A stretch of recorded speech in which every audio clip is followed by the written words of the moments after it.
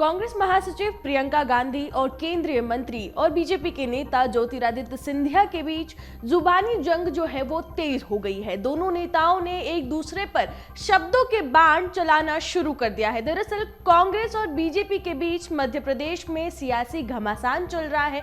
दोनों ही पार्टियां मध्य प्रदेश विधानसभा चुनाव को जीतने के लिए जी जान लगा रही है। इस बीच प्रियंका ने सिंधिया पर एक रैली में जब तंज कसा तो इस पर केंद्रीय मंत्री ज्योतिरादित्य सिंधिया ने भी पलटवार करते हुए उन्हें सुना दिया। मध्य प्रदेश में कांग्रेस और बीजेपी दोनों ने ही अपने स्टार प्रचारकों को चुनावी मैदान में उतार दिया था। हालांकि बीजेपी की तरफ से कुछ लोग ऐसे भी हैं जो कभी कांग्रेस के लिए वोट मांगा करते थे। ऐसा ही एक नाम है केंद्रीय मंत्री ज्योतिरादित्य सिंधिया का, जिन्हें लेकर कांग्रेस महासचिव प्रियंका गांधी ने कहा कि उनका कद छोटा है लेकिन अहंकार बहुत बड़ा है। देखिए ये वीडियो।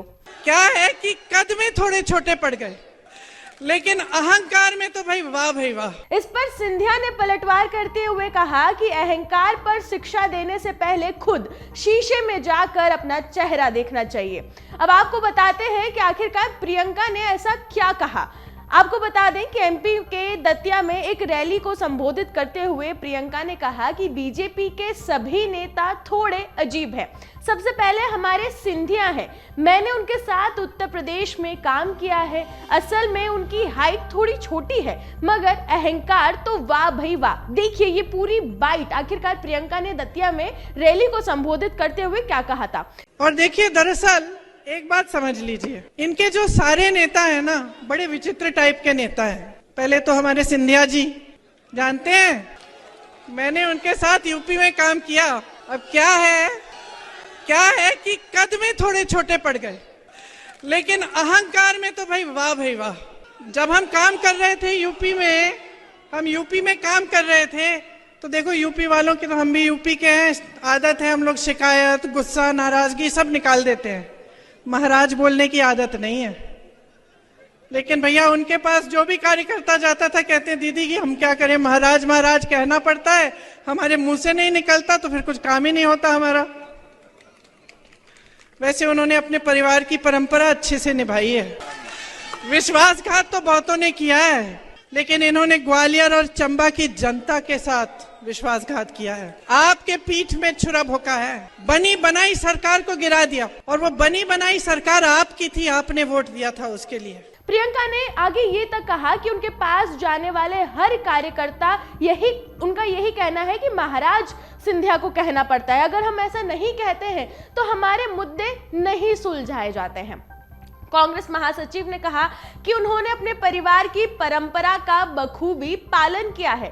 गद्दारी तो बहुतों ने की लेकिन उन्होंने ग्वालियर और चंबा की जनता से गद्दारी की है और कांग्रेस की सरकार मध्य प्रदेश में गिरा दी।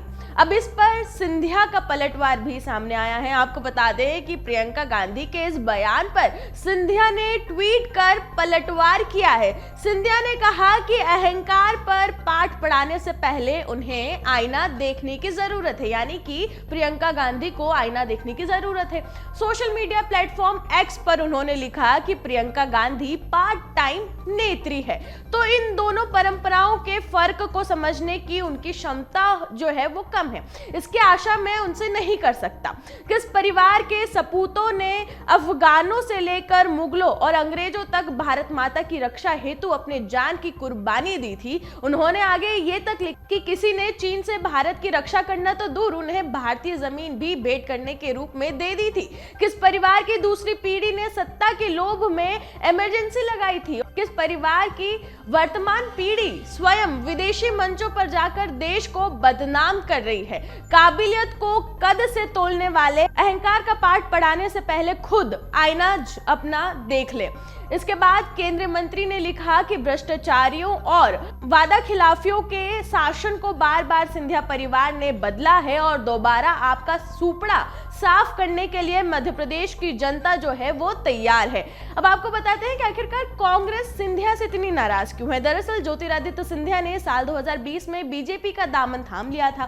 सिंधिया को लेकर कहा जाता है कि उनकी राज्य की मुख्यमंत्री बनने की जो आशंका है वो रही है। जब 2018 में कांग्रेस को जीत मिली तो राहुल गांधी ने उन्हें पीछे हटाकर सीएम पद जो है वो कमलनाथ को दे दिया था। ऐसा ही हुआ, कमलनाथ मुख्यमंत्री बने, मगर 2 साल सरकार चलने के बाद सिंधिया 20 विधायकों संग बीजेपी में शामिल हो गए। इस वजह से कांग्रेस की सरकार जो है वो मध्य प्रदेश में उस साल गिर गई। इस तरह राज्य में एक बार फिर से बीजेपी की सरकार बनी। तब से बीजेपी की सरकार ही चली आ रही है। ज्योतिरादित्य सिंधिया को बीजेपी ने केंद्रीय मंत्री भी बनाया।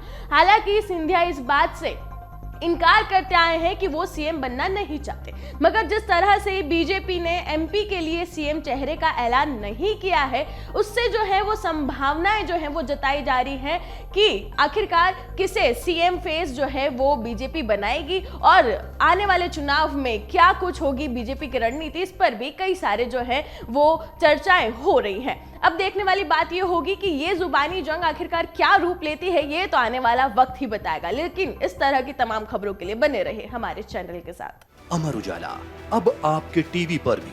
अपने स्मार्ट टीवी पर YouTube पर सर्च करें अमर उजाला, चैनल सब्सक्राइब करें और देखें ताज़ा खबरें, वो भी HD क्वालिटी में। और हाँ, बेल आइकन दबाना ना भूलें ताकि हर खबर हो आपके घर। अमर उजाला, निष्पक्ष, निर्भीक, निरंतर।